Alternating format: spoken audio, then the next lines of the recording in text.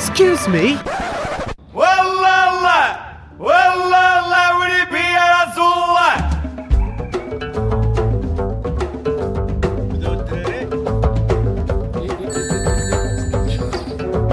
Just said vlog.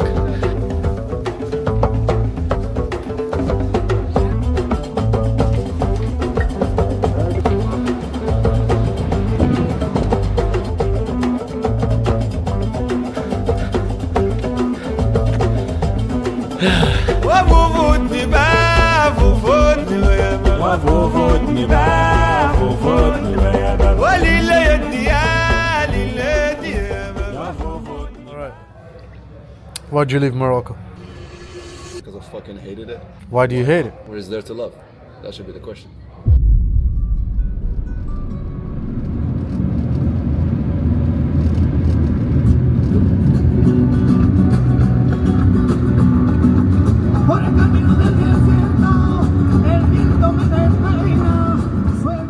It's 9 degrees. We're in Asila.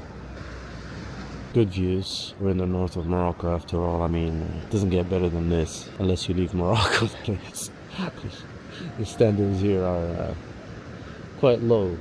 Or depends on who you are, to be honest. I know a lot of people,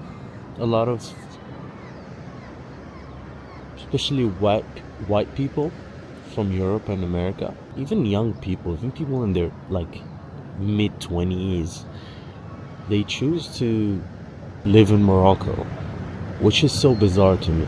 They like deliberately choose to live in Morocco, and for the longest time I tried to rationalize it, and I think I have a few answers, and I also have the answer of one person who actually decided to move here to Morocco.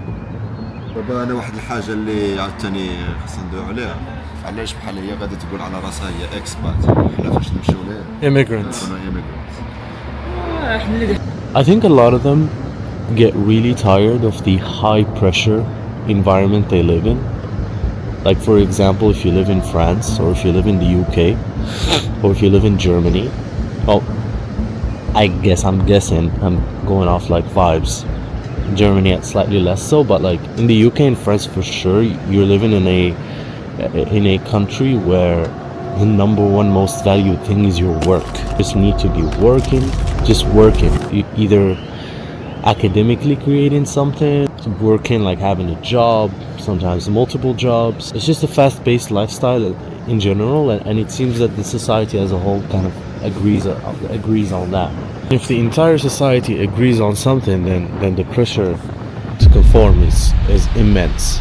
I would say as immense as it could be.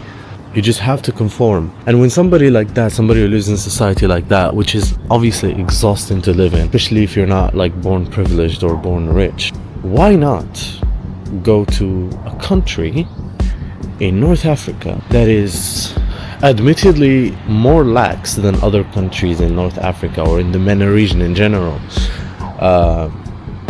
when it comes to freedoms? I can't say that without laughing, but it is true that Morocco is more chill than other countries, I guess, with some caveats. So somebody who is from France or from the UK, who just lives a fast-paced life and is in their 20s, they don't have shit figured out yet. To them, it's nothing but a good idea to move to a country like Morocco and take it a lot more easy.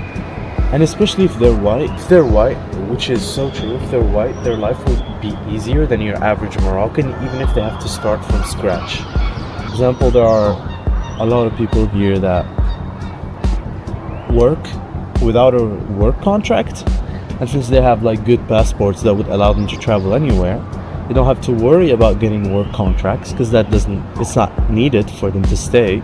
Basically, a document that allows you to work abroad. You may require it for some jobs, but they don't actually need it. So they just come here, they work, and usually because they're European, they will have better skills. That could be argued against for sure, but let's just give them that for the sake of argument. You studied abroad, higher quality education, maybe that's it. That will allow you to tap into higher salaries and lower hours when it comes to work. I know people who do exactly this. They work 4 hours every day, minus the weekends, which I can't say that for myself. And they make around 800 euros, rough estimate. It's basically 8,000 dirhams. And 8,000 dirham in Morocco is a salary you don't get easily. The median salary right now is 3,000 dirhams, which is around 300 euros. Not quite 300, but roughly. And that's crazy that you work only 4 hours and make a salary that's way above average while getting special treatment from everybody. Basically everybody's nicer to you because you're white. Everybody's more careful with you. Police are more willing to listen to your complaints compared to your average Joe. I'm Joe in this situation. If you go to a hospital, they're more likely to treat you. Public hospital, I mean. If you go to a clinic, you got money. You're getting your treatment, buddy. That's how Morocco works. That's how most countries work, I guess. I don't know. I've never left Morocco, that's the thing. That's one of my coworkers who was doing exactly this. She's from the UK. Why did she decide to stay in Morocco? She lived in the UK. She was doing good in the UK. But then she decided to move to Morocco. She works here. She's making money. It seems to me that the daily struggles that I face here, she doesn't really have to deal with. For example, in Morocco, you are born into a religion. It's not in your ID card, but it's assumed that you are either Muslim, which is the majority case, or Jew. There is no freedom of religion in Morocco. For example, in Ramadan, if you eat during the daytime outside, you'll get in prison. If a nosy neighbor calls the cops on you because he saw you walking into the house with a girl, both of you are fucked. I think you can kind of get an idea of what it's like to be here.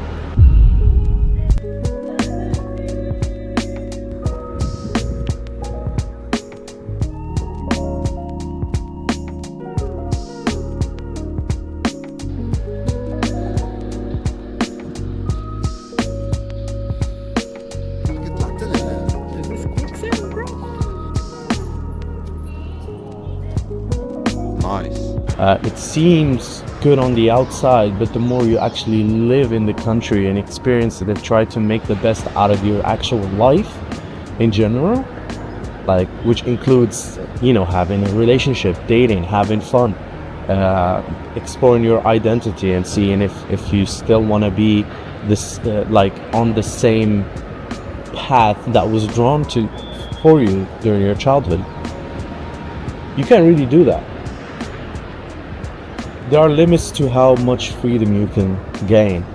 It's actually a secretive Christian Moroccan population, but they don't really reveal themselves because it's literally illegal to be a Christian in Morocco. Because if you are Christian, that means a Christian Moroccan, that means you have changed religions, which is blasphemous here. Like, literally, there is laws that punish you for blasphemy. They're rarely applied. We're trying to keep up appearances, on the international stage, but they exist. They can easily pull out that card against you. It's either that or a rape conviction. And being accused of rape is actually the worst part of a rape conviction, or of a rape case, because it doesn't matter if you actually did it or not. It's a strategy used to tarnish your image, and you will forever be this kind of morally gray person to outsiders, because nobody will ever have the full picture. A foreigner who decides to live in Morocco will not have to deal with any of this shit. They can freely do whatever they want. And the worst thing that could happen to them is maybe somebody would tell them, hey, please don't eat outside during Ramadan, but hey, you can come into my cafe and eat inside, Personally, I think I would do better in a society that is more about work. Because, this one person I know, she likes how relaxed things are in Morocco, but that's exactly why I hate being in Morocco. It's too relaxed. I feel like I could be doing a lot more if there was a little bit more societal pressure, if I'm being honest. I'm talking societal pressure that pushes you to be productive. And if societal pressure pushes you to be productive and you live in a meritocracy, then actually that effort will be worth it. In theory, of course. Watch me say that everything is a lie. Don't believe anything. Living abroad sucks. But we'll see. كنشدو الحمام من العش ديالو فهمتيني يا خاوه ديالي باو بيزنس